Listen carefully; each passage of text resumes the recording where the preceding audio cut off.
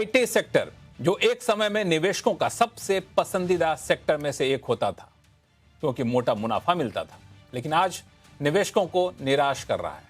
फिर भी एक आम निवेशक का भरोसा इस आईटी सेक्टर में आज भी बना हुआ है।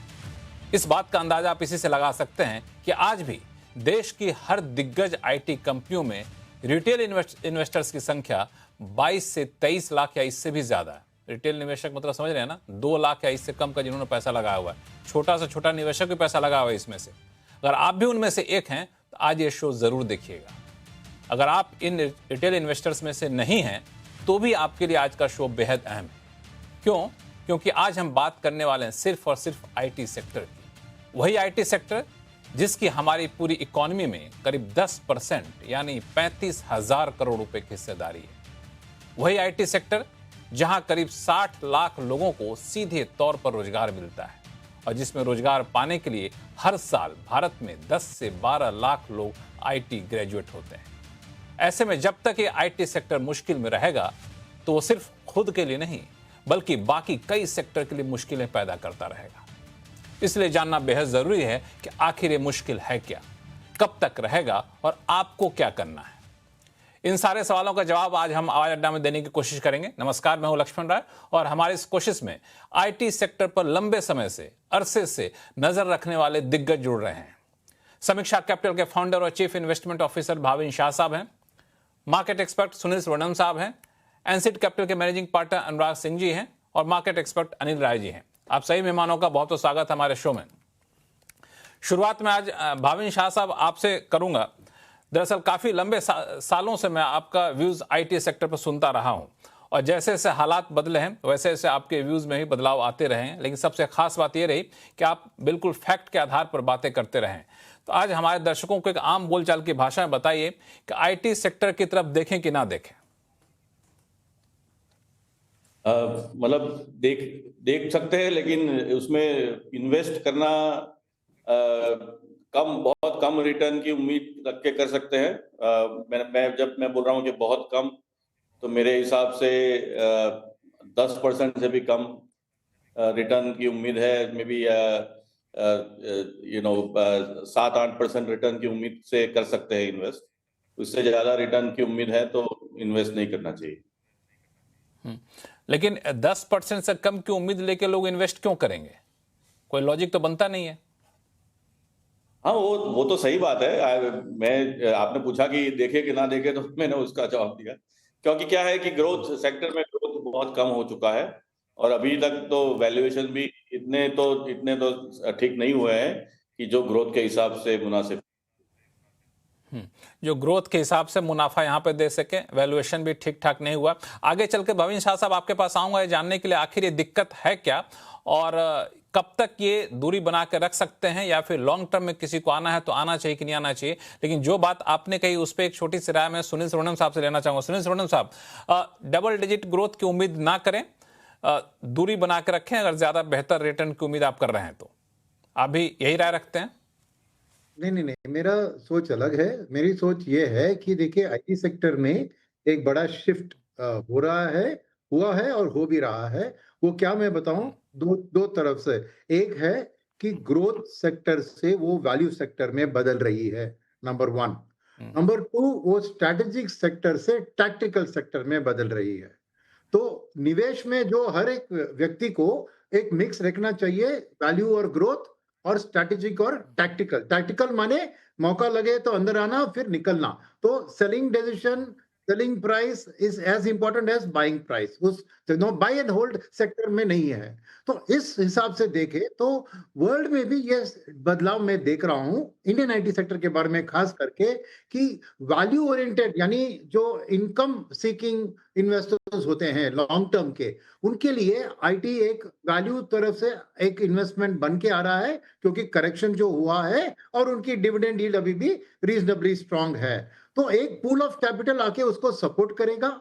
मगर ग्रोथ कैपिटल आईटी से निकल रहा है और निकलता रहेगा, मगर वो है सेक्टरल व्यू। मेरा मानना है कि एआई की जो बात होती है, आपने सब वो बात को उठाया नहीं, बट एआई की बात में कुछ आईटी कंपनीज जरूर उसका फायदा उठाकर तेजी से ग्रो कर सकते हैं। इसलिए अगर नेक्स्ट मैं कहूंगा कि स्टॉक स्पेसिफिक आपको इसमें सोचना चाहिए, और वो स्टॉक कौन सा है आज पता नहीं चलेगा, आपको कंटिन्यूस ट्रैक रखना चाहिए कि कौन एआई को अडॉप्ट करके एआई कंसल्टिंग में एक बहुत बड़ा मार्क करके the winner will take most of the profits. So definitely IT sector में इंडेक्स में डाल के डाइवर्सिफाई डालना सही नहीं है for a growth investor. Growth investor के लिए स्टॉक्स चुनना, मेरा मानना है कि जो आईटी कंपनियां अच्छी तरह से एआई को अडॉप्ट करके इधर थ्रू मर्जर एक्विजिशन या बिजनेस मॉडल में एक जल्दी से बदलाव, वो अच्छी अपॉर्चुनिटी देख सकते हैं वेल्थ क्रिएशन के लिए। तो ये है मेरी टिप्पणी। दरअसल इस पे मैं अभी एनसीड कैपिटल के अनुराग सिंह साहब भी हैं और अनिल जी भी हैं, आप दोनों लोगों के पास आऊंगा, लेकिन एक सवाल मैं भविन शाह साहब आपसे ले लूं कि सुनील साहब का कहना है कि पूल कैपिटल यहां पर आएगा, ग्रोथ कैपिटल नहीं आएगा, और टैक्टिकल सेक्टर के तौर पर यहां पे जा रहा है। मैं थोड़े से और आसान भाषा में आपसे समझूं, जो आईटी सेक्टर की जब बात करें तो सबसे ज्यादा कंसर्न जताया जा रहा है कि एआई तो ऐसा नहीं है कि नॉन आईटी कोई एलिमेंट है, एआई है तो ठीक है, आईटी सेक्टर नहीं बनाया, आईटी सेक्टर में ही काम आएगा, और ऐसा तो हो नहीं सकता कि हमें आज लैपटॉप की जरूरत रहेगी नहीं, हमें सॉफ्टवेयर की जरूरत नहीं रहेगी, हम मोबाइल नहीं चलाएंगे या फिर आईटी इंफ्रास्ट्रक्चर नहीं रहेगा, सब कुछ रहेगा। अब एआई उसके नेचर को चेंज कर रहा है, फिर भी इतनी ज्यादा निराशा क्यों आईटी सेक्टर से? क्योंकि अब तक जितने भी टेक्नोलॉजिकल चेंजेस आए हैं, मैं आईटी सर्विसेज सेक्टर के बारे में उसको 1996 से फॉलो कर रहा हूँ। अब तक जब जितने भी टेक्नोलॉजिकल चेंजेस आए हैं, सबसे पहला बड़ा चेंज आया था वो Y2K वाला, और उसके बाद जो भी चेंजेस आए वो सब आईटी सर्विसेज कंपनी के लिए काम बढ़ाने वाले थे। ये एआई कम करने वाला चेंज है, बहुत सिंपल भाषा में बोल रहा हूं मैं। तो जो कम करने वाला चेंज है, उसका इम्पैक्ट क्या होता है कोई भी आदमी आसानी से समझ सकता है। ये जो बोलते हैं ना, डिफ्लेशनरी है एक सब। सो एआई से जो काम 10 आदमी जो काम के लिए 10 आदमी चाहिए थे, वो 2 या 3 आदमी से भी हो सकते हैं। हाँ, सही बात है कि एआई का यूज करके कभी नई एप्लीकेशंस बनेगी, नई प्रोडक्ट्स बनेगी, तो नई अपॉर्चुनिटी भी क्रिएट होगी। लेकिन जो कंपनी का इतना बड़ा बिजनेस है, इतना बड़ा एम्प्लॉय बेस है, उनके लिए जो डिफ्लेशनरी इम्पैक्ट है वो उसके सामने नई अपॉर्चुनिटीज इतनी लाना कि जिससे ग्रोथ भी आए, वो बहुत ही मुश्किल है। और एक बड़ी उससे भी इम्पोर्टेंट बात यह है कि अगर आप देख ले कि कोविड से पहले आईटी सेक्टर का ग्रोथ धीरे धीरे कम होता जा रहा था, क्योंकि सेक्टर का साइज बढ़ रहा था और आउटसोर्सिंग काफी एडवांस स्टेजेस पे था। अभी कोविड में देखिए तो कोविड में एक टेम्पररी बम्प अप मिला सेक्टर को, लेकिन साथ साथ हमने वो भी देखा कि जो ग्लोबल कॉम्पिटेंस सेंटर्स है, जीसीसी बोलते हैं, उसका भी बहुत बड़ा ग्रोथ हुआ। वो सेंटर आईटी सर्विसेज कंपनी से बिजनेस ले जा रहे हैं। कंपनियों को पता लग गया कि अब वो खुद भी ऐसा इंडिया में चला सकते हैं, उनको किसी को आउटसोर्स करने की भी जरूरत नहीं है कुछ काम के लिए। तो ये तीन चार चीजों की इम्पैक्ट, और उसके ऊपर आप एआई डाल दीजिए, तो फिर तो ये है। नहीं, इसमें थोड़ी सी राय मेरी छोटी सी ये है कि फिर मैं आऊंगा सुनील सर आपके पास, लेकिन भविन शाह साहब आप ही इसका जवाब दीजिए कि जब भी ऐसे सेक्टर आप आते हैं, आप सही करें कि उससे आईटी सेक्टर को बढ़ावा मिलता था। अब यहाँ पे जो आईटी सेक्टर का वर्कलोड कम होता है, तो वर्कलोड कम हो रहा है और ट्रेडिशनल वर्कलोड कम हो रहा है। लेकिन इंडिया जैसे कंट्री में एपेटाइट तो बहुत आईटी सेक्टर के लिए भी तो हम वर्कलोड को उसको शिफ्ट कर दें एआई वाले वर्क पे, ये कितना फिजिबल है और कंपनियां इसकी तरफ कितना काम कर रही हैं? नहीं, एआई एडॉप्शन तो बहुत ही तेजी से हो रहा है, कंपनियां काम भी कर रही है, लेकिन जो एक बात है कि जो काम के लिए ज्यादा लोग चाहिए थे, वो काम के लिए कम लोग चाहिए। अभी अब कल या परसों की बात है, अमेरिका की सबसे बड़ी टेक कंपनियों ने बहुत बड़ा ले ऑफ अनाउंस किया है, और उन्होंने सीधा बोला है कि एआई की वजह से हो रहा है। तो मतलब उनको भी कम लोग चाहिए, तो वो आउटसोर्स भी कम टेक कंपनी का भी आउटसोर्सिंग होता है, उनका खुद का जीसीसी होता है और वो भी आउटसोर्स करते हैं कुछ-कुछ, तो उनका भी आउटसोर्सिंग कम होगा। और जो बाकी सारी कंपनियां हैं कि जो इंडियन कंपनी को बिजनेस देती है, वो भी बोलेंगे कि ये काम कम लोगों में हो रहा है, तो भाई आप कम लोग लगाइए, आपका रेवेन्यू तो कम ही होगा। हम लोग लगाए। इसमें हमारी आईटी कंपनियां कितनी प्रिपेयर दिख रही हैं आपको? चूंकि ये तो वेल नोन फैक्ट हो गया ना कि एआई सब जगह डिसरप्ट कर रहा है, एआई से काम कम होगा, कंपनियां एआई अडेप्ट कर रही हैं, तो हमारी कंपनियां कितनी इसको लेकर के तैयार हैं? देखिए, इंडियन आईटी कंपनीज का हिस्ट्री ऐसा रहा है कि वो क्विक फॉलोअर्स रहे हैं, कभी उन्होंने लीडरशिप नहीं किया है। अगर आईटी सर्विसेज सेक्टर में देखें तो लीडरशिप कंपनी जैसे कि एसेंचर, उन्होंने जो भी नए नए चेंजेस आए हैं उन्होंने उसमें लीडरशिप लिया है। लेकिन उसमें कोई बड़ा प्रॉब्लम भी मुझे नहीं लग रहा है, क्योंकि ये सेक्टर ऐसा है, जो कस्टमर है और आईटी कंपनी है उनका जो रिलेशनशिप है वो ऐसा होता है कि भाई जो नई टेक्नोलॉजी है ये इंडियन आईटी कंपनी जाके सीख उनको एम्प्लॉयज को ट्रेन करती है, तो कस्टमर को भी वो इम्प्लीमेंट करने में हेल्प कर सकती है। तो कस्टमर और कंपनी का रिलेशनशिप काफी मजबूत होता है, जो खास करके जो कंपनियों ने कस्टमर को डिलीवर किया है अच्छी तरह से। तो मैं वो नहीं कर रहा हूँ कि इंडियन आईटी कंपनीज का सब बिजनेस चला जाएगा, लेकिन वो पहले से प्रिपेयर्ड भी थे ऐसा भी नहीं हो सकता। वो अभी उसमें बहुत काम चल रहा है, तो नए सॉल्यूशंस नए करेंगे, लेकिन ऐसा तो नहीं है कि लीडर है उस। सवाल पूछूं, जो आपने ऐसा हिंट दिया कि भारत की आईटी कंपनियां लीडरशिप में यूजुअली नहीं रह पाती हैं, चाहे आईटी के जितने भी एआई के जितने भी टूल्स देखें, चाहे देख लें, ग्रोक देख लें, कोई भी है, तो हमारे ही डेटा को इस्तेमाल करके कंपनियों ने अपना प्लेटफॉर्म डेवलप किया और हम आज की तारीख में उसके यूजर बने हुए हैं। ऐसा कोई प्लेटफॉर्म हमारी आईटी कंपनियां हमारे सेक्टर की तरफ से निकलकर सामने नहीं आता है। अब आईटी कंपनियां क्या कर रही हैं, हमारी आईटी कंपनियां कि बाहर के आईटी ऐसे एआई वाले प्लेटफॉर्म को एक्वायर कर रही हैं। तो ये स्ट्रेटजी कितना फ्रूटफुल लग रहा है आपको? लक्ष्मण जी, ये स्ट्रेटेजी बिल्कुल फ्रूटफुल नहीं है।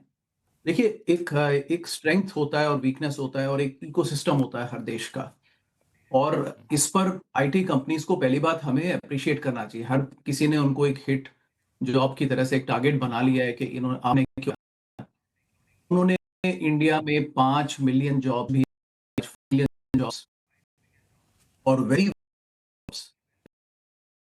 बेंगलोर, हैदराबाद, पुणे और गुड़गांव सब हुए, ये उन्होंने किया है। और जिसको एक फेमस बुक है ग्रोज एट नाइट, कि ये सब उन्होंने तब किया जब गवर्नमेंट को खबर ही नहीं थी। कंप्यूटर इंपोर्ट करने के लिए कस्टम्स में 6 महीने इंतजार करना पड़ा, बिकॉज मैंने कहा था कि मैं ब्राइब नहीं दूंगा, और उसके बाद भी उनको किस तरह से एनफोर्स किया गया। तो वो जमाना था, मैं लेट 80s की बात कर रहा हूँ जो उन्होंने लिखा अपनी किताब के बारे में। उसके बाद गवर्नमेंट आई, रेगुलेशन किया, लेकिन इसका सबसे बेहतरीन इस सेक्टर का बात ही ये रही कि उन्होंने इंडिया में इतने जॉब्स क्रिएट किए। आज एक्सपोर्ट्स में इंडिया की IT exports is 200 billion plus, which is more than जो सऊदी अरेबिया का ऑयल एक्सपोर्ट है उससे ज्यादा है, और संभाला जबकि गवर्नमेंट की कोई हेल्प नहीं ली। तो आई थिंक ये उनकी, हमें लगता है गवर्नमेंट की हेल्प नहीं ली इसलिए संभाला। बिल्कुल बिल्कुल, तो ये क्रेडिबिलिटी है उनकी, राइट। और ऐसे देश में उन्होंने इतनी मैन पावर एम्प्लॉय की, एक सेक्टर क्रिएट किया और इंडिया को लीडर बनाया। ग्लोबल लीडर है इंडिया इस आईटी सर्विसेज में। अब ये हर सेक्टर एक दौर से गुजरता है लक्ष्मण जी। ये सेक्टर एक इन्फेंसी में था, इसका ग्रोथ फेज 2000 में आया, भाविन जी ने कहा Y2K से शुरू हुआ और बढ़ा। अब ये मैच्योर सेक्टर है, और एक पॉइंट पे हर सेक्टर एक मैच्योरिटी के पास आता है, उसके बाद उसकी मैन पावर कम होती है, एफिशिएंसी बढ़ती है। It is not the case कि ये कंपनीज रेवेन्यू कम कमाएंगी, रेवेन्यू इनका बढ़ेगा, लेकिन अब वो 20% नहीं बढ़ेगा, 3% बढ़ेगा, फेयर है। प्रॉफिट भी बढ़ेगा, लेकिन मैन पावर कम होगी, और मार्केट का जो इक्वेशन है वो एक डिफरेंट है। कंपनीज करेंगी, मैन पावर कम होगा, उसमें शायद इंडिया को थोड़ा नुकसान हो, क्योंकि उतने लोगों की जरूरत नहीं होगी।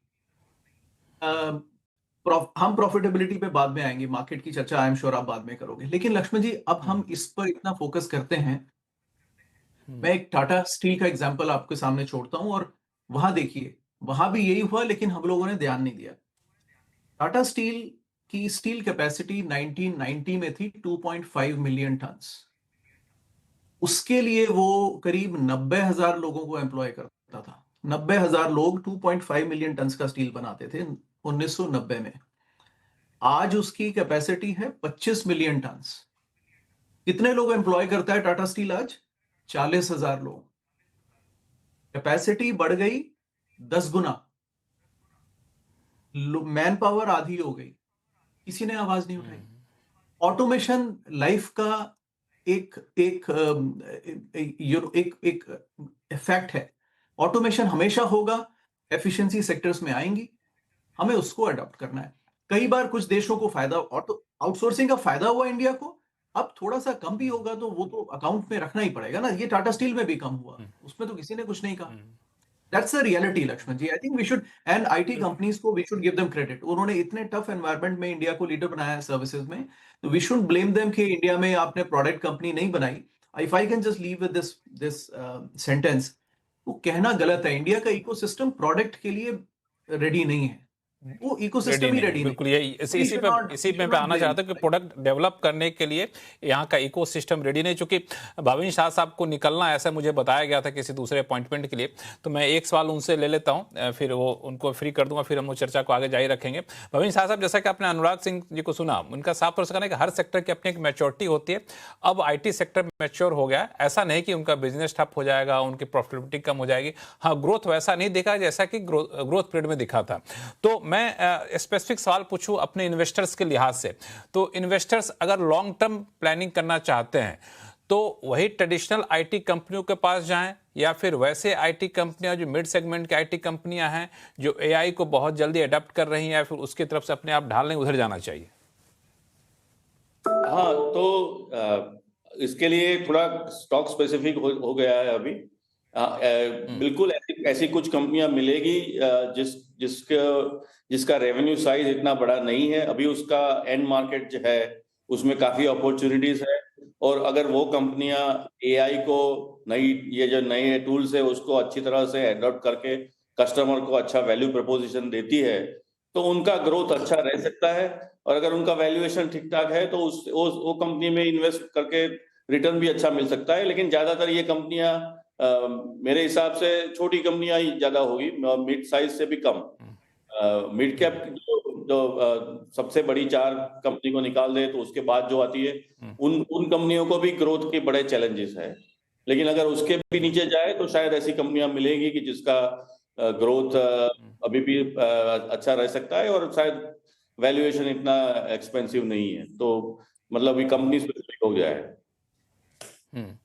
इसमें एक सवाल और आपसे पूछूं मैं कि अभी जो कंपनियां इन्वेस्ट कर रही हैं AI में, अब उनका रिजल्ट कब तक आना शुरू हो जाएगा? उनकी प्रॉफिटेबिलिटी पे, उनके बुक पे कब दिखना शुरू हो जाएगा? रिटेलर चाहे इन्वेस्टर्स के पास कब तक ट्रांसलेट होता दिखेगा आपको? नहीं, वैसे तो काफी सारी कंपनी से हम सुनते आ रहे हैं पिछले कुछ सालों से, स्पेशली लास्ट 2 साल से, कि AI में वो इन्वेस्ट कर रहे हैं। और कुछ कंपनियों के नंबर्स में भी अभी देख रहा है कि भाई AI रिलेटेड रेवेन्यूज कितना है, और वो अगर वो सेगमेंट देखे तो उसमें ग्रोथ भी अच्छा है। तो रिजल्ट्स हमको लाइक अभी ये नया साल शुरू हुआ है फाइनेंशियल ईयर, इस साल में भी ज्यादा दिखने को मिलेगा। जो भी कंपनीज है, इवन जो बड़ी कंपनियां हैं उनके भी AI रिलेटेड रेवेन्यूज में ग्रोथ तो होगा ही, लेकिन उसका इम्पैक्ट इतना बड़ा नहीं होगा कि जो जहां पे वो उनका रेवेन्यू कम हो रहा है उसको वो ऑफसेट कर सके। चलिए, बहुत बहुत शुक्रिया भाविन शाह साहब हमारे साथ जुड़ने के लिए। बाकी हम लोग चर्चा को आगे जारी रखते हैं। अनिल राय जी, काफी देर से आपको इंतजार करवाया मैंने। एक सवाल कि अब हम लोग थोड़ा सा स्पेसिफिक पे आ जाएं, तो कई सारी दिग्गज IT कंपनियों के रिजल्ट आ चुके हैं। उन्होंने पहले गाइडेंस दिया, अब गाइडेंस दिया है। आपको क्या लगता है, कुछ आशान्वित रहा जाए? नहीं, देखिए लक्ष्मण जी, अगर आपको ध्यान हो, मैं पिछले 2-3 महीने से लगातार कह रहा हूं कि आपके ही साथ इस शो पे भी मैंने कई बार कहा है कि IT सेक्टर से अभी दूरी बना करके रखें। उसका कारण ये नहीं कि IT सेक्टर हमारे यहाँ से खत्म होने वाला है। आईटी सेक्टर में मैं एक बहुत बड़ा आमूलचूल परिवर्तन देख रहा हूं। देखिए, परिवर्तन जो है वो सबसे बड़ा सत्य है, और वही सत्य इस समय हम देख रहे हैं कि एआई के फॉर्म में ये जो पहले केवल बेसिक स्किल्स हुआ करती थी, वो ट्रांसफॉर्म होकर के ना अब एक more advance base skills develop हो रही हैं एआई के थ्रू।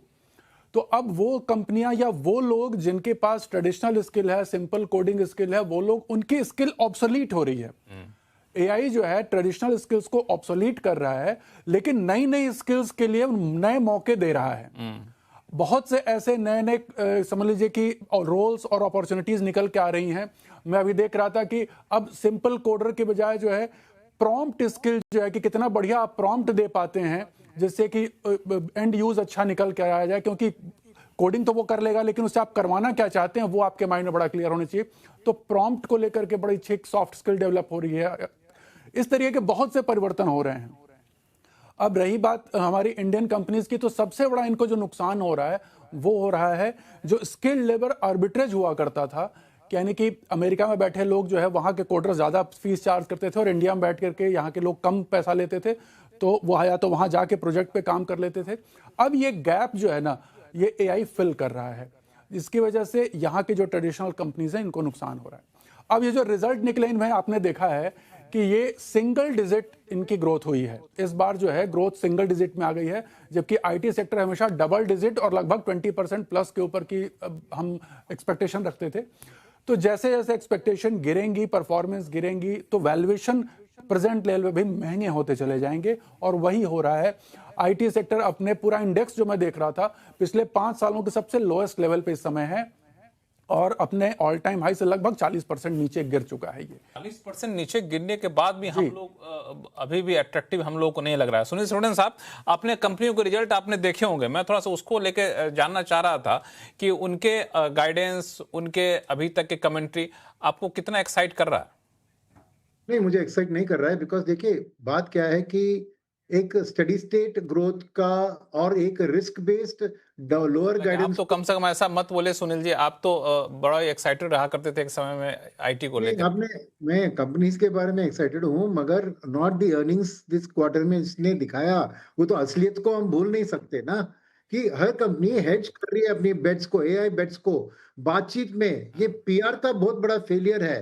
देखिए, एआई जैसे बीस्ट है जो अटैक कर रही है इनको इनको उसको, जो हमारे साउथ में तमिलनाडु में एक होता है जल्लीकट्ट करके, यानी एक जो सांड होता है ना, उसको पकड़ के उसके ऊपर बैठ के उसको कंट्रोल करना, हर पोंगल में वो होता है। तो उनको एआई को सांड की तरह उसको पकड़ के काबू में लाना है और दिखाना है कि हम कर रहे हैं।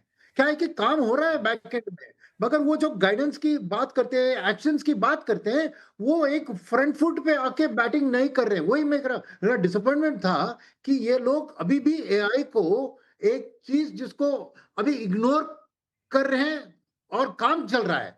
वो बात गलत है, क्योंकि इनको एग्रेसिवली एक इन्वेस्टर की एक्सपेक्टेशन कि एआई के लिए ये तैयार है, एक स्ट्रॉन्ग फ्रंट फुट में, और सेकंड इज एक्शंस में भी कुछ बहुत बड़ा कोलैबोरेशन, बहुत बड़ा एक्विजिशन, कुछ न कुछ कैश इतना पड़ा है इनके पास, वो एक स्ट्रॉन्ग नहीं। अभी भी वो ट्रीट कर रही हैं जैसे, मैं मानता हूं कि मेंढक जो पानी में डालते हैं आप, टेम्परेचर उसका हर दिन 1-1 डिग्री बढ़ाएंगे तो वो महसूस नहीं करता है कि वो मर रहा है, और एक दिन तो मर ही जाएगा। तो ये लोग जो से ट्रीट कर रहे हैं एआई को, उससे मैं संतुष्ट नहीं हूं।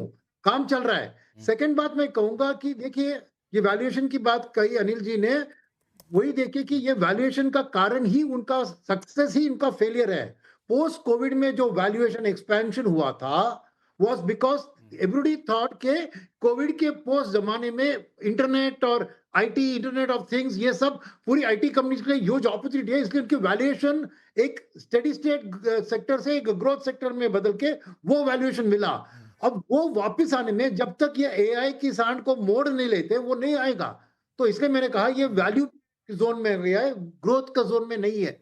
और स्पेसिफिक कंपनी जो ऐसी काम करके उसका प्रॉपर एक एक्सप्लेनेशन देती है इन्वेस्टर्स को, वही आगे बढ़ेगी। और फाइनल में एक पॉइंट कहूंगा कि अनुराग जी ने बहुत बढ़िया किया कि उन्होंने बहुत जॉब क्रिएशन किया, ये किया, बट मैं मानता हूं कि स्टॉक स्पेसिफिक जब चुने कंपनी, मैं उस कंपनी को चुनूंगा जो ज्यादा ले ऑफ कर रही है, अपना फ्रेश रेगुलर हायरिंग को कम करा रही है और खाली एआई स्पेसिफिक हायरिंग कर रही है। ये एक कड़वी जवाब होगा, मार्केट को पसंद नहीं आएगा, मगर उनको करना ही पड़ेगा और उसको दिखाना पड़ेगा, तभी एक ग्रोथ इन्वेस्टर उनकी ओर देखेगा। तो ये मेरी रिस्पांस है कि वो कैसे हैंडल कर रहे हैं। देखिए, इंफोसिस की गाइडेंस, एक कंपनी की गाइडेंस की बात कर रहे हैं, पहले था 2 से 4, अब बॉटम को उन्होंने 1.5 कर दिया, तो टॉप को वैसे ही रखा है। यानी in case things don't go well, ये ऐसी सेफ्टी फर्स्ट अप्रोच से काम नहीं चलेगा भैया। वो ही मेरी प्रॉब्लम है कि ये प्रॉपरली नहीं हैंडल कर रहे हैं फ्रॉम अ मार्केट पर्सपेक्टिव। असलियत तो उनको पता है, उनको रोज उसका पता है। और फाइनल एक पॉइंट कहूं मैं इसलिए अभी भी पॉजिटिव क्यों हूं इस सेक्टर में, क्योंकि एआई इज अ रेवोल्यूशन जो पूरी दुनिया के सभी सेक्टर को इंपैक्ट करने वाला है। और जो आईटी कंपनी एआई कंसल्टिंग में जाके उस कंपनी को असिस्ट करे कि एआई का आप अपनी कंपनी में ऐसा इस्तेमाल कीजिए, वो विनर होगा, भयंकर विनर होगा। मगर वो उसके लिए उनको एआई को एक प्रोएक्टिवली अप्रोच लेना है, बिकॉज मैन्युफैक्चरिंग लीजिए, बैंकिंग लीजिए, कंज्यूमर लीजिए, हर जगह पे एआई का काम होता है और वो कंपनियां एआई को देखकर अपनाने की कोशिश करेगी। मगर जैसे कंप्यूटर में अनुराग भी बताएंगे इसके बारे में, ओरिजिनल वर्ड्स क्या था, 4 letter word, GIGO, garbage in garbage out. तो हर यूजर कंपनी को पता नहीं कि कैसे एआई प्रॉम्प्ट इंजीनियरिंग कैसे किया जाए। तो आईटी कंपनीज में वो बहुत बड़ा मौका है, मगर सैडली कौन सी कंपनी उसको सही तरह से इस्तेमाल करके आगे बढ़ेगी, ये आज क्लैरिटी नहीं है। जैसे आगे क्लैरिटी हम पेश कर सकते हैं। आपको क्लैरिटी है क्या अनुराग जी? क्लैरिटी किस बारे में लक्ष्मण जी? कि कौन सी कंपनी एआई का इस्तेमाल करके आगे बढ़ेगी, कौन सी नहीं बढ़ेगी इंडिया में? वो सुनील सर अभी कह रहे थे। हाँ, इंडिया में। हाँ, नहीं, वो सभी इस्तेमाल करेंगी, इसमें कोई वो दो राय नहीं है। They are very smart companies, very adaptable. एक ही तो बात है ना, हमने ये कहा कि अब वो जो 4-5 लाख की मैन पावर एम्प्लॉय करते हैं वो प्रोबेबली पीक हो गया है और वो ग्रेजुअली बढ़ेगा। जैसे मैंने इनका एग्जांपल दिया, राइट? अब ऑरेकल का भी देखिए 20% ले ऑफ कर दिया। मेटा का हर बार रेवेन्यू 15-20% बढ़ रहा है, लेकिन वो मैन पावर वो वापस 70 पे ही ले आता है। 70,000 से ऊपर बढ़ ही नहीं रहा है 5 साल से, राइट? 3-4 साल से। तो बेसिकली इंडियन कंपनीज भी वही करेंगी। एआई का एडॉप्शन होगा। हमारे लिए नेगेटिव सिर्फ क्या है, जैसा मैंने टाटा स्टील में बताया कि वो जो एम्प्लॉयमेंट अपॉर्चुनिटीज यूथ के लिए थी वो स्कटल होती है उससे ओवरऑल कंजम्पशन, रियल एस्टेट, वहां पे थोड़ा फर्क पड़ता है। मार्केट का ये अच्छा खासा, एक जमाने में तो खैर 20% के उस ऊपर वेटेज था इसका, अब ग्रेजुअली कम हो रहा है। तो वो है। लेकिन हमें ये भूलना नहीं चाहिए ना कि ये सारे जॉब्स तो इंडिया की इकोनॉमी के जॉब्स थे ही नहीं। एक पॉइंट पे जब पीक अर्निंग्स 30-40% फार्मा आईटी से आती थी, वो तो इंडियन इकोनॉमी की अर्निंग नहीं थी, वो तो हम बाहर से डॉलर क्या एक्सपोर्ट करके जॉब्स को ला रहे थे इधर। तो एट सम पॉइंट अभी फोकस इज बैक ऑन के इंडियन इकोनॉमी को स्ट्रॉन्ग करें, वो जॉब्स करें, क्योंकि ये तो हमेशा नहीं चलता। But these companies will adapt. But ये थोड़ा रिसीविंग एंड पर है, इनके मार्जिन ऐसे भी ज्यादा नहीं होते हैं, but they have become very big now. अब ये सुनील जी ने बिल्कुल ठीक कहा कि अब ये डिविडेंड कंपनीज बन गई हैं, आप उनको डिविडेंड स्टॉक की तरह देखिए, प्राइस भी ठीक आ गया है और मल्टीपल्स भी ठीक हैं। नहीं, आप अगर मैं थोड़ा सा इसको हम्म, मैं एक चीज पूछना चाहता हूं अनुराग जी, जब इनके पास कैश है, कैश पे बैठी हैं, तो डिविडेंड दें, बोनस दें, इसकी बजाय आप कुछ ऐसा काम करिए ना ताकि इन्वेस्टर्स को लॉन्ग टर्म में फायदा हो। नहीं, ये कहना बहुत आसान है। ये वो हो गया लक्ष्मण जी के, गवर्नमेंट बोलती है कि प्राइवेट सेक्टर क्यों नहीं इन्वेस्ट कर रहा। यार, उनको ज्यादा समझ है। ये सारी कंपनीज का मार्केट कैप मिला करके एक कंपनी उससे डबल मार्केट कैप पे बैठी हुई है। एंट्रोपिक का मार्केट कैप और ओपन एआई का मार्केट कैप तकरीबन 1 ट्रिलियन जा रहा है अनलिस्टेड मार्केट में। ये सारा पूरा इंडियन आईटी सेक्टर 200-300 बिलियन का मार्केट कैप है। तो ये पूरा अपने आप को भी बेच दें तो भी नहीं खरीद पाएंगी कुछ भी।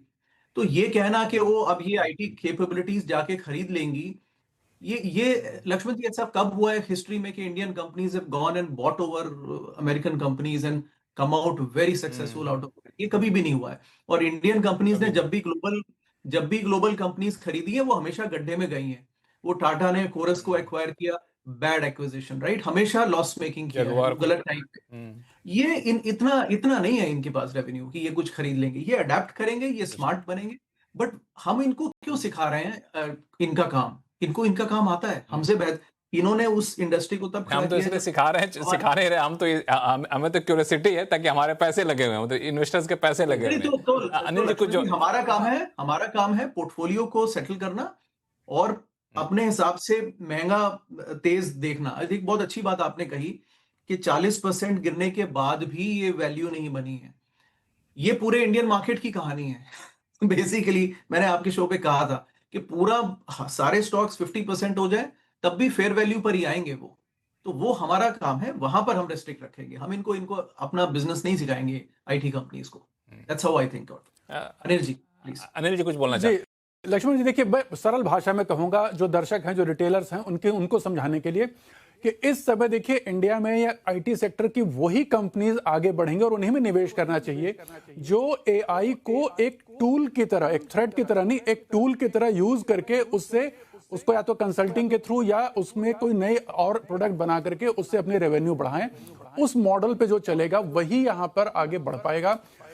प्रॉब्लम यह है कि जो हमारी ट्रेडिशनल आईटी कंपनीज हैं वो शायद अब उनका स्ट्रक्चर इतना बड़ा है, और कहते हैं जो बड़ी कंपनी है उसको चेंज होने में बड़ा टाइम लगता है। जो स्मॉल कंपनीज है वो तुरंत अडॉप्ट कर सकती हैं, लेकिन जो बड़ी कंपनीज है उनका सेटअप बहुत बड़ा, उनको चेंज करने में बहुत टाइम लगेगा। इसीलिए जो मौका है वो स्मॉल और मीडियम में ज्यादा है, और वहां पर ध्यान रखें जो, और ये बहुत बड़ा मौका मैं कहूंगा कि एआई को एक टूल की तरह यूज करें, ना कि उसको एक थ्रेट की तरह। स्मॉल और मीडियम में वहां पे मौका ज्यादा है। सुनील सुवर्णन साहब। और एक और कहूंगा लक्ष्मण जी, यहां पर देखिए बहुत से स्ट्रेटेजिक सेक्टर्स हैं, जैसे हो गया डिफेंस हो गया, या फिर एग्रीकल्चर हो गया, या एजुकेशन हो गया। इनमें जो आईटी कंपनी जो एआई को यूज करके नए टूल्स बनाएंगे ना, वो बहुत तेजी से सक्सेसफुल होंगी। तो इस तरीके के बहुत से एवेन्यूज खुलेंगे। सर ये कुछ एवेन्यूज जो अनिल जी बता रहे हैं, साथ में एक सवाल और पूछ लूं मैं, अभी भी कोई इन्वेस्टर अगर बना हुआ है आईटी सेक्टर में, क्योंकि आमतौर पर क्या होता है कि रिटेल इन्वेस्टर जिनको कुछ समझ में नहीं आता है, मान चलता है इस कंपनी को तो हमने बहुत सुना जी, बहुत बड़ी कंपनी, चलो जी पैसा लगा देते हैं, मतलब एक आम दिमाग से चलते हैं। तो जो लोग कुछ ऐसी बड़ी कंपनियों में, ट्रेडिशनल दिग्गज कंपनियों बने हुए हैं, आज भी बने हुए हैं, तो वो अब रहें कि नहीं, अभी भी निकलने का उनके पास मौका है। और दूसरा कि जो मिडिल साइज, स्मॉल साइज जो कंपनियां, वहां पर अपॉर्चुनिटी आपको दिख रही है?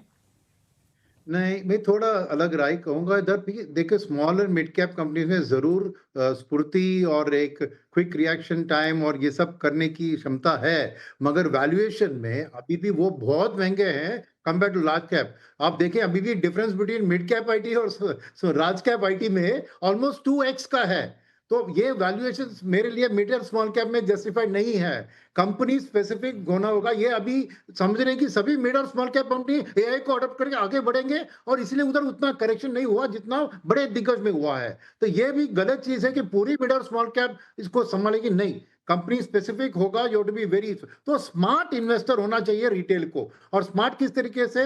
एक, जैसे मैंने कहा, जिसकी बैड न्यूज आती है इन टर्म्स ऑफ ले ऑफ्स। कोई कंपनी कहती है मैं इतना ले ऑफ कर रहा हूं, वो बैड न्यूज होगा जनरली परसीव्ड, पर वहां जाके खरीदारी करें। नंबर 1। नंबर टू, हर स्मार्ट इन्वेस्टर के पास आपको एक एलोकेशन होना चाहिए वैल्यू और ग्रोथ। खाली ग्रोथ को लेकर झंडा पकड़ के ऊपर जाऊंगा नहीं लेना चाहिए। हर इन्वेस्टर को अपनी रिस्क कैपिटल के हिसाब से एक वैल्यू और ग्रोथ की कॉम्पोजिशन होना चाहिए, और आईटी को उनको ग्रोथ से वैल्यू में शिफ्ट करना चाहिए। वो है दूसरी बात। और तीसरी बात मैं कहता हूं कि एक स्मार्ट इन्वेस्टर को एक long term by and hold stocks होनी चाहिए या म्यूचुअल फंड होनी चाहिए, एक शॉर्ट टर्म टैक्टिकल होनी चाहिए। उस टैक्टिकल में आईटी का प्ले अभी भी बनता है, बिकॉज समटाइम्स ओवर रिएक्ट करता है। क्योंकि ओवरऑल देखिए, एज एन इंडियन इन्वेस्टर, आपको एक टेल विंड जो आईटी में है, जो बाकी एक्सपोर्ट ओरिएंटेड में भी है, वो है रुपये का डिप्रिसिएशन। अब रुपये 94 पार कर चुकी है। मैं 1 ईयर फॉरवर्ड प्रीमियम देख रहा था तो 9750 का दिख रहा है रुपये का एंड ऑफ द ईयर। तो डेफिनेटली रुपये अर्निंग्स में वो एक कुशन। तो 3 to 4% ऑफ डिप्रिसिएशन ऑफ रुपये के कारण उनकी रुपये ईपीएस में बढ़त दिखेगी। वो एक सपोर्ट सिस्टम है। कांस्टेंट करेंसी में ही प्रेशर आ जाएगा। तो उस हिसाब से टैक्टिकली जब भी रुपये वीक होते हुए दिखता है, थोड़ी आईटी का सपोर्ट आएगा। अभी पिछले 2 दिन में नहीं आया, बिकॉज रिजल्ट्स पे इतनी नाराज कर दी, तो फार्मा सेक्टर ने इसका पॉजिटिविटी उठा लिया, बट आईटी ने नहीं उठाया। ये डिप्रिसिएशन की स्टोरी। मगर जब सिचुएशन स्टेबलाइज होती है, ये अर्निंग्स को भूल जाते हैं लोग, तो वापस जब भी रुपये के एक डिप्रिशिएटिंग टेन्योर, तो एक टैक्टिकल प्ले के तौर पर, और डेफिनेटली उतना अर्निंग्स तो आएगा इनके रुपये बेसिस पे। तो smart investor has to have all of these features, growth plus value, smart stock picking, buying when the news is bad, और तीसरा एक टैक्टिकल एलिमेंट भी रखना चाहिए जिसमें आईटी का एक प्ले हो सकता है स्पेसिफिकली। लक्ष्मण जी, एक चीज मैं यहाँ शेयर करना चाहूंगा। ये जैसे सुनील जी ने कहा ना कि जो रूपी डिप्रेशन है, यही थोड़ा सा मेरे लिए चिंता का विषय है कि रूपी डिप्रेशन होने के बावजूद अगर आप देखें तो इंडेक्स अपने एकदम पूरे 4 साल के लोएस्ट, 5 साल के लोएस्ट लेवल पर चल रहा है। और दूसरी चीज ये है कि साथ में अब देखिए ये निफ्टी के वेटेज में ये है, क्योंकि जितने भी इंडेक्स फंड हैं वो अभी रिडीम होना शुरू नहीं हुए, वो उनको अभी भी खरीदारी उनकी चलती रहती है। अगर आप इंडेक्स फंड में लगाएंगे तो आईटी के शेयर भी उसमें खरीदे जाएंगे। उसके बाद ये कंडीशन है। अब समझिए कि अगर इसका मतलब जो पेन है ना, वो जितना दिख रहा है उससे ज्यादा गहरा है। जो रियल पेन है वो जो जितना चार्ट पे दिख रहा है उससे ज्यादा गहरा है। इसके बावजूद कि रूपी डिप्रेशन है, फिर भी अगर आप देखें तो आईटी इंडेक्स में मुझे कहीं से कहीं कोई खरीदारी के लक्षण नहीं दिखाई दे रहे हैं। चार्ट पर वो लगातार गिरता जा रहा है। एक महीने में जितना आईटी ने रिकवर किया था, 3 सेशन में पूरा का पूरा चला गया, वो पूरा का पूरा खत्म हो गया। वो क्या सिर्फ रिजल्ट की वजह से? जी एकदम, ये जो रिजल्ट आए हैं उसकी वजह से अगर देखें तो एचसीएल टेक तो मतलब 15% 3 सेशन में गिर गया, और जबरदस्त मतलब 5 से 10% की एवरेज गिरावट इस तरीके से आ रही है। तो ये जो पेन है ना, वो जितना दिख रहा है उससे ज्यादा गहरा मुझे समझ में आ रहा है। क्योंकि वही बात है कि आईटी डिप्रेशन, रूपी डिप्रेशन के बाद भी इसको कहीं से उसको संभल नहीं रहा है। और साथ में जो जबकि इंडेक्स फंड का भी सपोर्ट इसको मिल रहा है, एसआईपी के फॉर्म में इंडेक्स फंड में लगातार खरीदारी हो रही है, फिर भी ये गिरावट है। तो ये थोड़ा सा मुझे चिंताजनक लग रहा है कि दर्द जो है, जो पेन है, वो जितना समझ में आ रहा है उससे ज्यादा है। कहीं आइसबर्ग जो है जितना टिप दिख रहा है, नीचे कुछ और बड़ी चीज हो सकती है। अनुराग सिंह जी, ऐसा कुछ आप फील कर पा रहे हैं क्या? नहीं, देखिए लक्ष्मण जी, देखिए ये हम ऐसे डरते रहेंगे हर समय तो फिर तो कोई, मेरे ख्याल से ये कंपनीज, हम एफएमसीजी कंपनीज हैं, यूनिलीवर, नेस्ले, इन सबको 100 के मल्टीपल भी दे देते हैं। बट क्यों देते हैं? क्योंकि डिपेंडेबिलिटी ऑफ अर्निंग्स है। ये कंपनीज कोई खत्म नहीं होने जा रही हैं, इतना मैं श्योर कर सकता हूं इन्वेस्टर्स को। ये रीजनेबल कंपनीज हैं, सॉलिड कंपनीज हैं। तो अब वही जिसको बोलते हैं बैड न्यूज और बैड प्राइसेस, गुड प्राइसेस सब तो साथ में नहीं आते। तो बैड न्यूज है तो गुड प्राइस है। अब आपको कहीं ना कहीं स्टेबिलिटी इसमें, देखिए इंडिया के लिए मेजर सेक्टर है, आप इसको इग्नोर कर देंगे, अब लोग बातें करने लगे कि इसको इंडेक्स से निकाल दीजिए, तो इंडेक्स में क्या भरें, फिर तो और महंगे महंगे आप खरीदते रहेंगे, जो बाकी आपने मिड कैप को महंगा किया वो तो I think at some point मैं इतना फियरफुल नहीं हूं इन कंपनीज के बारे में। ये गाइडेंस खराब आ गई इस समय, पिछले क्वार्टर तो कोई भी कॉन्ट्रैक्ट्स कंपनीज हेजिटेट कर रही थी। बट बिग पिक्चर हमने आई थिंक ऑडियंस को समझा दी है कि बिग पिक्चर ये है, डोंट एक्सपेक्ट कि ये क्विकली 4000 के प्राइस पे जाएगा, टीसीएस एंड ऑल दिस, ये सब उतना जल्दबाजी में नहीं होगा। और एफआईआईज ग्रेजुअली इसमें बेचेंगे, लेकिन बने भी रहेंगे बिकॉज डिविडेंड इनकम सॉलिड है। Don't expect these companies will become AI companies tomorrow, ये वो सब करने की जरूरत नहीं। ये जो अपना काम कर रही है वो सॉलिड काम करेंगी। These are fair companies now. अब देखिए प्राइस, लक्ष्मण जी हम तो काफी सालों से डिस्कस कर रहे हैं, और 2 साल से, अब मैं कहना नहीं चाहता हूं कि मैंने तो पहले ही कहा था, लेकिन मैंने तो पहले ही कहा था। देखिए अब ठीक आ गया प्राइस, अब वो 40 के 50 के मल्टीपल खराब थे इनके लिए, पर वो, अब मैं कह रहा था, देखिए यहाँ मेटा आपको 22 के मल्टीपल पे मिलता है, 25 के मल्टीपल पे माइक्रोसॉफ्ट मिल जाता है। हम टीसीएस को 40 पे लगाए हुए हैं, अब टीसीएस 18 पे आ गया है, 16 पे ट्रेलिंग पे, 16-17 पे इन्फोसिस आ गया है। अब भी डरेंगे तो फिर कोई मतलब नहीं है। अब ठीक है, बट खतरा वहां है। अब देखिए मार्केट का खतरा, पर्सपेक्टिव की बात है, ये जो स्मॉल कंपनीज है वहां खतरा है। मैंने ट्वीट किया, आज रीट्वीट किया, ये दिसंबर का बात है, कंपनी कॉल्ड कोफोर्ज, कुल मिला के 1 बिलियन का सारा रेवेन्यू नहीं है उसका। 1 बिलियन की कंपनी का, एक तो 4-5 बिलियन का उसको हमने वैल्यू कर रखा था, उससे ज्यादा आई थिंक 5 या 6 बिलियन वैल्यू कर रखा था। उस कंपनी ने 500 बिलियन का क्यूआईपी रेज कर दिया उस प्राइस पे, और एक 1.8 बिलियन के स्टॉक्स इशू करके एक नई कंपनी को एक्वायर कर लिया अपनी साइज की। ये क्या खेल चल रहा है? तो यही खेलों से बचना होता है। ये मिड और स्मॉल सब रिलायबल नहीं है प्लेयर्स, इनसे बचना चाहिए। वहां पर लोग गंवा देंगे इन द नेम ऑफ कि देखिए ग्रोथ आ रही है। ये बहुत छोटी कंपनीज है, we should not rely. I have a different view, but ठीक है, मार्केट के बहुत लोग कहते हैं कि मिड एंड स्मॉल में अब जाइए। वो खेल का तो क्या नतीजा होता है अब लोग खुद देखते ही हैं उसमें। That's where I stand. Sunil ji कुछ बोलना चाह रहे थे? हाँ, नहीं, मैं एक दो चीज, एक तो अनुराग जी से मैं बिल्कुल सहमत हूँ जो कह रहे हैं मिड एंड स्मॉल के, वही बात मैंने भी कही। मगर अनिल जी से मेरा एक छोटा चीज है कि ये ऑलरेडी हो चुका रुपी डिप्रिसिएशन का इम्पैक्ट नहीं था, उसको नहीं देखना है, क्योंकि मार्केट फ्यूचर की बात करती है। फ्यूचर में अगर डिप्रिसिएशन होगा तो आईटी के लिए खास अर्निंग्स ग्रोथ, रुपी अर्निंग्स ग्रोथ की सपोर्ट मिलेगी। और मेरा मानना है कि एफआईआईज के लिए, ठीक है, आज एफआईआईज का माहौल इंडिया के बारे में तेल की दाम बढ़ने के कारण नेगेटिव है। मगर अगर वो एक साल के निवेश में इंडिया में सोचे और उनको इंडियन रुपी का वीकनिंग का स्टोरी का अगेंस्ट हेड्ज चाहिए, तो वो आईटी प्रोवाइड कर सकता है, क्योंकि उनको कॉन्फिडेंस है इंडियन आईटी का। जैसे अनुराग जी कह रहे थे, अनुराग जी भी एक एफआईआई है, तो उनकी तरफ से देखिए एक वैल्यू सपोर्ट जोन में आईटी है, लार्ज कैप आईटी। सेकंड चीज क्या है कि देखिए, एक उनको जो भी इमर्जिंग मार्केट में उनको एक डाउट होता है हर कंपनी के नंबर्स के ऊपर, क्या ये कुछ गोलमाल कर रही है, नहीं कर रही है। वो एक, मैं गोरे लोग नहीं कहना चाह रहा हूं, मगर बाहर वाले लोग के लिए एक होता है कि क्वालिटी ऑफ डेटा, वेरासिटी, उसको चेक करना है क्या है, ऑडिटिंग सही है नहीं है। मगर आईटी कंपनीज के बारे में उनके बायर्स जो होते हैं वो सब उनके कस्टमर होते हैं, एक वैलिडेशन उनको मिल जाता है, इसलिए उनकी कंफर्ट। अभी नेस्ले और यूनिलीवर की बात उठाई, क्यों? क्योंकि नेदरलैंड्स में उनको पता है कि पेरेंट कंपनी कैसी डील कर रही है, एक कंफर्ट उनको मिलता है उनमें इन्वेस्ट करने में। वैसे ही आईटी के बारे में, क्योंकि बायर्स, उनके पास कोई लफड़ा नहीं हो सकता है, क्योंकि अगर एक कंपनी उधर खरीद रही है, वो कॉन्ट्रा उधर चेक करते हैं, तो एक कंफर्ट जोन होता है। तो मेरा मानना है कि फ्यूचर रुपी डिप्रिसिएशन को हाथ में रखते हुए और ये कंफर्ट जोन रखते हुए एक वैल्यू बाइंग एफआईएस की तरफ से, जब एफआईएस का रुख इंडिया की ओर बदलता है, अब ऑयल के कारण एक नेगेटिव व्यू है, इसलिए इमीडिएट फ्यूचर की नहीं बात कर रहा हूं, पर जब ये वॉर खत्म होता है, स्टेबिलिटी होती है, तब डेफिनेटली आईटी एक पैसिव फंड्स और एक्टिव फंड्स इंटरनेशनल के लिए एक अच्छा एक पिक होगा।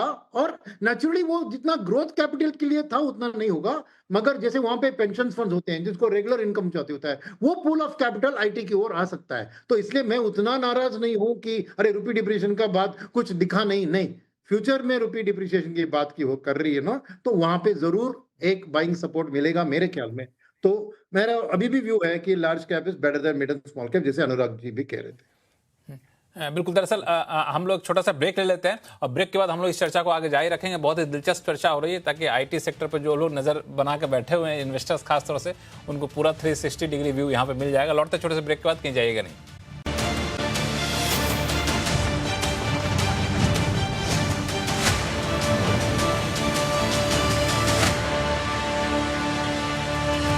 ब्रेक के बाद एक बार फिर से आपका स्वागत है। हम चर्चा करें कि आईटी सेक्टर में क्या किया जाए अगर आप आईटी सेक्टर के निवेशक हैं तो, जो कि बहुत ही अहम मोड पे पहुंच चुका है। ब्रेक पे जाने से पहले कमोबेश एक राय निकल कर तो इतनी आई कि आईटी सेक्टर को लेके पहले जितना आप उत्साहित रहा करते थे, पहले जितने रिटर्न की उम्मीद करते थे, शायद उतना ना करें, लेकिन अब आईटी सेक्टर ठीक ठाक वैल्यूएशन में पहुंच चुका है। पी और मल्टीपल का हवाला देकर अनुराग सिंह साहब कह रहे थे। अनुराग सिंह साहब, मैं आप ही से शुरू करूं दोबारा कि आप दो चीजें कह रहे हैं कि पहले इसके मुकाबले अब काफी यहाँ का वैल्यूएशन ठीक हो गया है, लेकिन अभी भी इंटरनेशनल जो दूसरी बाहरी कंपनियां उनके मुकाबले अभी भी ज्यादा है। तो इसको आप कैसे जस्टिफाई करें कि नहीं अब इंडिया का ठीक है? और दूसरा एक सवाल मैंने पूछना भूल गया था, पूछा तो मुझे याद नहीं है, कि रुपी की बात जो कर रहे हैं सुनील सुब्रमण्यम साहब, वो अभी के आईटी के डाउनफॉल में उसका योगदान कितना है और रुपी का आउटलुक को देखते हुए कितना उत्साहित रहा जाए? एड्रेस करते हैं लक्ष्मण जी। देखिए, इतने टाइम से कह रहे हैं मार्केट्स महंगे हैं। एक सेक्टर जो कि अब आधा वैल्यूएशन पर आ गया है, वो ठीक वैल्यूएशन पर आ गया, लेकिन बातें इंडियन मार्केट में क्या चल रही है, यार ये परफॉर्म नहीं कर रहा है, इसको तो निकालो, इसको इंडेक्स से भी निकालो। एकदम ऑपोजिट सोचना है इन्वेस्टर्स ने इसका। आपने जो पिछले 4-5 साल से आप माल खरीद रहे हैं, वो बहुत डबल प्राइस पे खरीद रहे हैं, बेच रहे हैं प्रमोटर आपको, आप खरीदे जा रहे हैं, गलत स्ट्रैटेजी है। अब ये राइट प्राइस पर आ गया, अब आप इसको खरीदना है, लेकिन लोकल क्लैमर क्या चल रहा है कि इसको तो इंडेक्स से ही निकालो, ये तो अंडर परफॉर्म कर रहा है। भाई अंडर परफॉर्म, आप चीज महंगे खरीदते जाएंगे एक पॉइंट पे, तो वो कुछ टाइम ओवर परफॉर्म करेगी, लेकिन सामान तो महंगा ही रहने वाला है, वो जैसा आईटी में दिख रहा है। तो I think I strongly disagree and encourage investors के अब एक ही सेक्टर है भाई जो ठीक पे आ गया है प्राइस पे, तो आप उस पे आप लॉन्ग टर्म के हिसाब से रह सकते हैं। लक्ष्मण जी बहुत ही एक मिनट, इसको एक बड़ा इंटरेस्टिंग सी बात आपने कही कि ये जो है बदल गया रोल। दरअसल सुनील सोनन वाला रोल आपने ले लिया यहाँ पे। ये पहले कहा करते लेना आपको, तब आप करेंगे वैल्यूएशन आकर्षक हो गया। ठीक है, अच्छा। और ये और रखिए कि 10-15% गिरेगा, लेकिन इसमें सिर्फ एफआईआई का स्टेक है। बाकी जो लोग लोकल मार्केट में, मैं पूरे इंडिया की चर्चा सब सुन रहा था, सब कह रहे थे अब इनको इंडेक्स से भी निकालिए और बाकी कंपनीज लाइए। उन कंपनीज में तो 75% प्रमोटर होल्ड करके बैठे हैं। अब आप समझ ही सकते हैं कि क्यों उनकी बातें चल रही हैं कि इनको इंडेक्स में लाइए ताकि अब एसआईपी मनी यहां पे खर्च हो। ये सब बेकार की एडवाइस जो चलती है ना, कई बार देखिए आपके यहाँ लक्ष्मण जी बहुत समय से मैं आ रहा हूं, आगे भी ये हमारा ये रिलेशनशिप चलता रहेगा, मैं कहीं भाग नहीं रहा हूं। But you can go back and revisit the videos. इन सब से आपका फायदा नहीं हुआ है पिछले 4-5 साल से। इन्वेस्टर्स को महंगा खरीदने से लाभ नहीं हुआ है। और ये अब उनको समझना चाहिए कि ये जो टोटल क्लैमर सिर्फ इंडियन इन्वेस्टर्स को ना सुने, थोड़ा बाहर की आवाजें भी सुने एंड थोड़ा सा बैलेंस करिए नजरिए को। अगर पिछले 2 साल से इसीलिए तो आपको इनवाइट करता हूं अपने शो में। नहीं बिल्कुल, और मैं बिल्कुल उसका सम्मान करता हूं लक्ष्मण जी कि ये आप हमेशा बैलेंस करने की कोशिश करते हैं, क्योंकि सिर्फ एक ही वॉइसेस, देखिए वही रेट है ना। फॉरेन इन्वेस्टर लगातार बेच रहे थे, आप इंडियन इन्वेस्टर लगातार खरीद रहे थे, वही मार्केट था ना। नजरिया बैलेंस करना चाहिए। इन्वेस्टिंग में एक तरफा तेजी नहीं होती है, राइट? तो वो एक समझना होगा। रुपी पर आपने छोटा सा बोला, देखिए रुपी का एक प्रॉब्लम था, वो भी देखिए, ये भी चर्चा में काफी बहुत बहुत कम आवाजें रहती हैं मीडिया पे। तकरीबन सब लोग कह रहे हैं ये तो रुपी फॉरेन इन्वेस्टर्स गिरा रहे हैं, ये साजिश चल रही है, मीडिया की साजिश है। मैं 1-2 साल पुराने भी डिस्कशंस है, मुझे भी पता है, इंडियन रुपी अगर 95 से नीचे था, वो आरबीआई ने उसको 81 से 83 पे रोका हुआ था 2 साल तक, लगातार डॉलर सप्लाई करके। उस समय बहुत सारे इंडस्ट्रियल घरानों ने बहुत इंपोर्ट्स करने थे उनको। अब ये कंट्रोवर्शियल बातें, मैं उसमें ज्यादा नहीं जाऊंगा, लेकिन जबरदस्ती आप एक रुपी को कंट्रोल करेंगे, वो ठीक नहीं होगा। अब rupee is getting to the right level, 95 से 100 के बीच में ठीक लेवल है वो। अब वो स्टेबलाइज हो जाएगा, 3% डिप्रिशिएट करेगा हर साल तकरीबन, ऐसा लगता है, अनलेस ये एनर्जी क्राइसिस बहुत ज्यादा प्रॉब्लम ना कर दे तो, राइट? तो ये बैलेंस व्यू है। आई थिंक ये हेल्प करता है आईटी कंपनीज को, राइट? और ये हमेशा ही हेल्प करेगा, बिकॉज उनकी इनकम तो डॉलर में है, उनकी इनकम तो रुपी में नहीं है। तो that helps them, right? It is a hedge to the Indian economy. तो अब देखिए नजरिए की बात है, मतलब Lakshman ji, but this is where I believe कि in the entire Indian landscape market, IT is one sector which has now got to senior level. हाँ, एक चीज और समझाता हूं, ये अभी भी आप देखिए तो मेटा जैसी कंपनीज की 20 पे मल्टीपल पर है, और इन्फोसिस और टीसीएस भी 20 पर दिखती हैं। ये फर्क इसलिए है कि जैसा मैंने पहले, और ये बात हर इंडियन इन्वेस्टर को समझना चाहिए, जो वेस्टर्न वर्ल्ड है वहां पे कैपिटल फ्रीली फ्लो करती है। तो यूनाइटेड किंगडम के म्यूचुअल फंड्स जो है यूके में सिर्फ 4% पैसा लगाते हैं, बाकी पैसा उनका यूएस इक्विटी में लगा रहता है। लेकिन इंडियन फंड्स के पास में ये ऑप्शन नहीं है, वो एनवीडिया नहीं खरीद सकते हैं, तो उनको यही खरीदना है। तो आप जितना पैसा उनको देंगे, वो इन्हीं कंपनीज को उतना ही और ज्यादा पाएंगे। तो ये रेगुलेटरी कैपिटल कंट्रोल है आरबीआई का और गवर्नमेंट का, जिससे वो बना रहता है। तो when people say India is always been expensive, it is expensive because capital can't go out. ये अब रेगुलेटरी रियलिटी आगे भी रहेगी, कोई भी गवर्नमेंट आके इसको खोलने वाली तो है नहीं। तो आपको तो वो देखना है। इट्स लाइक बॉम्बे में मकान खरीदेंगे, भाई यही है प्राइस, उससे सस्ते में आपको लंदन में मिल जाएगा, लेकिन अब बॉम्बे में खरीदना है तो प्राइस वो महंगा ही है। That's the reality. प्राइस महंगा, बॉम्बे के लैंड को एक्सपेंड कर नहीं सकते क्योंकि दोनों तरफ समुद्र पड़ा हुआ है। नहीं, वो कर सकते हैं, वो कर तो सकते हैं लक्ष्मण जी, करता नहीं है कोई, वो तो आपको रियलिटी पता है। वो फिर एग्रीकल्चर वो सब रेगुलेटरी होगा, उस पे हम लोग, यू नो दैट। ठीक है। जो इकोसिस्टम, उसकी बात आपने कहा, जिस इकोसिस्टम में हम इससे ज्यादा कुछ कर नहीं सकते। अनिल जी कुछ जोड़ना चाहते हैं, फिर मैं सुनील सर के पास जाऊंगा। जी, यहाँ पर देखिए एक ही चीज़ है, मैं एक ही चीज़ कहूँगा कि देखिए दो व्यू होते हैं। एक तो फंड मैनेजर का व्यू अलग होता है, रिटेल इन्वेस्टर का व्यू अलग होता है। फंड मैनेजर के पास बहुत बड़ा उसका व्यू होता है, बहुत बड़ा फंड भी होता है। रिटेल इन्वेस्टर्स की अगर बात कहूँ तो मैं उन्हीं के नाते कहता हूँ और उन्हीं की तरफ से मैं कहता हूँ कि अभी फिलहाल के लिए आईटी सेक्टर से एक दूरी बनाएं। बहुत से दूसरे सेक्टर हैं जो लीड कर रहे हैं, जो मैंने पहले भी कहा था कि मेटल सेक्टर हो गया, एनर्जी। यहाँ पे जो अनुराग जी का व्यू है वो ये है कि वो आगे बढ़ रहे हैं, इसीलिए आप कह रहे हैं कि आप वहां पे जाइए, वो लीड बना रहे हैं जी। लेकिन ये आईटी सेक्टर जो गिर क्या आ गया अपनी क्षमता, कारण बताऊं लक्ष्मण जी। देखिए हम लोग 4-5 महीने पहले भी हम बात किए थे, वही मेरा अभी भी है और वो अब आंकड़ों में दिखाई। तब मैंने अगर 4 महीने पहले, अगर आपको ध्यान हो, आपके ही शो में मैंने कहा था कि ये जो भी एआई का जो आ रहा है रोल, उसकी वजह से इनकी रेवेन्यू गिरेगी। इनकी जो बिलिंग पहले $100 पर आवर की होती थी, क्योंकि मैन आवर डॉलर वाली बिलिंग चलती थी, वो उसकी अब उतनी जरूरत नहीं होगी। वो काम अब एआई से करवा लेंगे तो इनकी बिलिंग गिरेगी। अब वो देखिए नतीजों में दिखने लगा, तब तक नतीजे नहीं आए थे, अब नतीजों में दिखने लगा।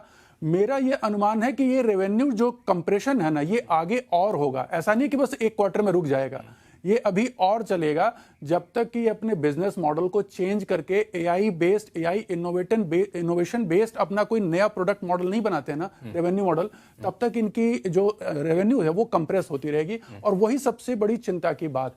दरअसल अनिल जी जो बता रहे हैं वो फंडामेंटल चीजें बता रहे हैं। आप जो कह रहे थे अनुराग जी, वो दरअसल पी और वैल्यूएशन के हिसाब से जा रहे थे। हाँ बोलिए जी। मैं ज्यादा नहीं कहूंगा। अनिल सर आऊंगा आपके पास, 1 मिनट। हाँ, मैंने अनिल जी का व्यू नहीं सुना। 2021 में देखिए इंडियन मार्केट में मोमेंटम खेल रहे हैं लोग। 2021 में सबने खूब खरीदवाया टीसीएस को 4,500 के रेट पे, सबने। टाटा सन्स ने खुद आके स्टेक बेचा है। आज 2,000 पे बोल रहे हैं वो अब निकल जाइए, इससे दूर रहिए। 4,000 पे इन्हीं के, अनिल जी की बात नहीं कर रहा हूं। 2021 और 22 में खूब वीडियो भरे पड़े हैं, हर कोई आईटी खरीदवा रहा था। मेरी समझ, मैं इस इन्वेस्टिंग से, मुझे माफ करें अगर जो 4,400 पे खरीदने को बोलता है और 2,000 पे बोलता है एग्जिट कर लीजिए, ऐसी इन्वेस्टिंग से मेरे पैसे तो मुझे नहीं लगता बनेंगे। तो मैं इन्वेस्टर्स को भी ये सलाह दूंगा, थोड़ा बैलेंस रहिए प्लीज। अभी अनिल जी ने 2021 में क्या कहा था वो मुझे नहीं पता। ठीक है। सुनील सुब्रमण्यम साहब, बहुत देर से आप शांत बैठे हैं, मुस्कुरा रहे हैं, आपको लगता है व्यू दोनों से अलग है? नहीं, आपको खुश होना चाहिए, आपको खुश होना चाहिए कि अनुराग जी आप दोनों एक पिच पे आ गए हैं, या फिर पिच बदल लिया आप लोगों ने? कोई तो एक दूसरा पक्ष होना चाहिए ना, वो मैं रख रहा हूं आज।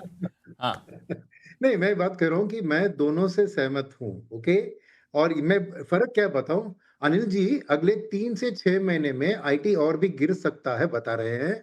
और अनुराग जी की बात उन्होंने प्रॉपरली सुनी।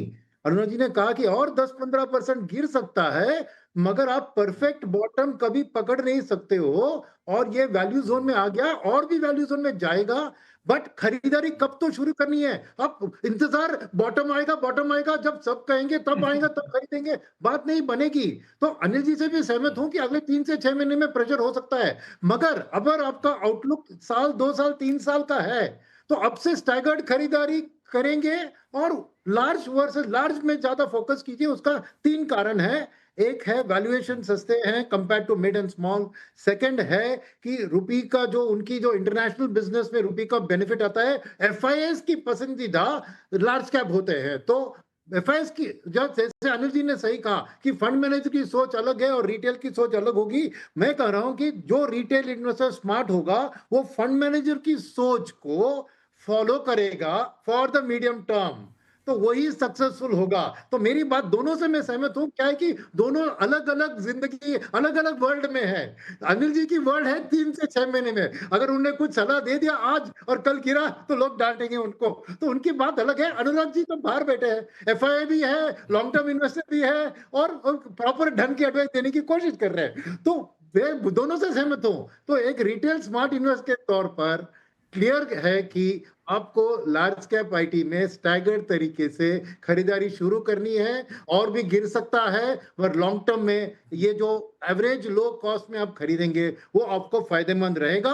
बिकॉज अल्टीमेटली रुपी का 3 से 4% का साल भर का डिप्रिसिएशन आपके पोर्टफोलियो में ऑटोमेटिकली आएगी over and above the IT की अर्निंग्स। तो even if they give 3-4% 7% minimum. तो मैंने दोनों बात से सहमत हूं, इसलिए मैं मुस्कुरा रहा था कि दोनों सेम थिंग कह रहे हैं, मगर क्या है कि नजरिया डिफरेंट है, अलग अलग नजरिया डिफरेंस है। लेकिन नहीं, हमारी कोशिश भी यही होती है कि अलग अलग नजरिए को सामने रख दिया जाए, अलग अलग व्यूज को सामने रख दिया जाए, और आपका पैसा आप जानिए आपको कैसे लगाना है। लेकिन ये ना हो कि मैं वन साइडेड आपको चीजें लेकर रख रहा हूं। एक सवाल, चूंकि आईटी पे तो काफी अच्छी बातचीत आप लोगों ने कर ली, सारे पक्ष रख दिए।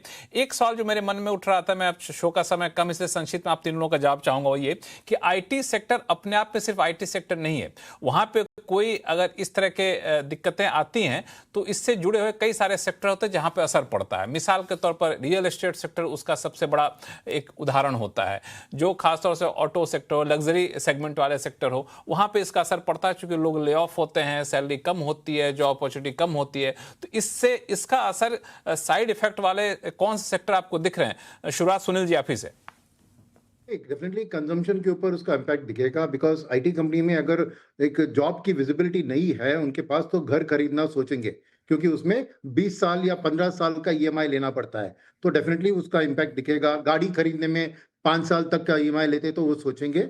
मगर क्या है कि उसका इम्पैक्ट जरूर एक कंजम्पशन की ग्रोथ रेट पे आएगा। कंजम्पशन घटेगी नहीं, बट जिस रेट पे ग्रो कर सकती है उससे कम ग्रो होगी, वो जरूर बात है। रियल एस्टेट की बात आपने उठाई, देखिए रियल एस्टेट में आईटी का इंक्रीमेंटल बाइंग तो नहीं होगा, मगर डेटा सेंटर पे जो गवर्नमेंट ने अनाउंस किया है, मैं देख रहा हूँ कि बहुत बड़ी एक डेटा सेंटर की ग्रोथ होगी, वो रियल एस्टेट सेक्टर को कॉम्पनसेट कर लेगी उस हिसाब से। तो इसलिए रियल एस्टेट के बारे में एक जो हाउसिंग का डिमांड होगा उसमें शायद उतनी ग्रोथ रेट कम हो सके, मगर कॉर्पोरेट रियल एस्टेट का डिमांड थ्रू डेटा सेक्टर इसको काउंटर कर सकता है। जो ये दो बड़ी सेक्टर है जहां पर इसका इम्पैक्ट होंगे दिखेगा।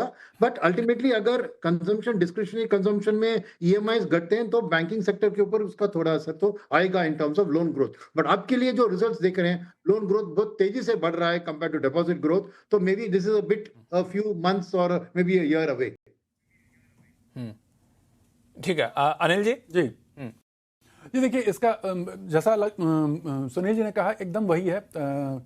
उसके रियलिटी पे इसका असर पड़ता है, साथ में कंजम्पशन पे इसका इम्पैक्ट पड़ेगा। लेकिन जो मौके हैं वो कहाँ से आएंगे? क्योंकि देखिए जो एआई जिस तरीके से एक्सपेंशन हो रहा है तो उसमें एनर्जी सेक्टर को बेनिफिट है, क्योंकि एनर्जी कंजम्पशन इसमें बढ़ेगी। उसके अलावा जो एआई इंफ्रास्ट्रक्चर है उसमें डेटा सेंटर, तो जो हमारे जो मेटल के सेक्टर्स हैं, जो हमारी जो वायर वाली इंडस्ट्रीज हैं, उनमें उनका काफ़ी बढ़ाएगा। ट्रांसफार्मर्स का बिजनेस काफ़ी रहेगा। इस तरीके की काफ़ी जो उनके मतलब एआई इंफ्रास्ट्रक्चर में जो लोग जुड़े रहेंगे उनको फायदा होता हुआ दिखेगा। तो एक तरफ से अपॉर्चुनिटी कम कर रहा था, दूसरी तरफ से नई अपॉर्चुनिटी बना भी रहा है। अनुराग सिंह जी, हमारे पास 40 सेकंड का समय है। ये सेक्टर सब कवर कर दिए हैं अनिल जी ने, सुनील जी ने। तो आई थिंक तकरीबन वही है कि banking and consumption, high and consumption पे थोड़ा फर्क पड़ता है। फॉरेन ट्रेवल थोड़ा कम हो जाएगा, उससे तो फायदा ही है इंडिया को। बहुत ज्यादा इकोनॉमी पे लक्ष्मण जी फर्क नहीं है, अभी उतना भी डेंजर नहीं आया है, तो we should not be alarmist. India का सबसे बड़ा खतरा जो है वो है कंप्लेसेंट गवर्नमेंट। वही सबसे बड़ा खतरा है बराबर, और उसको कोई भी उसको देखता नहीं है। सब लोग आंख बंद करके बैठे हैं। गवर्नमेंट के रिफॉर्म्स तकरीबन 4-5 साल से बंद हो गए हैं। वही सबसे बड़ा खतरा है, और वो पकड़े गए अभी देखिए एनर्जी के केस में। तो this is where government has to act, right. बाकी सब लोग अपनी जद्दोजहद कर ही रहे हैं लक्ष्मण जी, उस पर तो मैं मानता हूं कि उनको सलाम है। बहुत मुश्किल है बिजनेस चलाना, बट गवर्नमेंट को बहुत काम करना है। आप बोलिए, आप दिल्ली में हैं, बहुत काम करना। नहीं, आप आइए, आप एवं से कभी दिल्ली आई तो आपको अभी आने वाला हूं, आप जाके मिलिए, तो फिर वहां भी रिफॉर्म के लिए और ज्यादा दबाव डालिएगा आप लोग। लेकिन शो का समय यही खत्म हो रहा है। तो आप सही मेहमानों का बहुत बहुत धन्यवाद अपना कीमती समय निकालने के लिए। आवाज अड्डा में फिलहाल इतना ही। देखते रहिए CNBC आवाज। नमस्कार।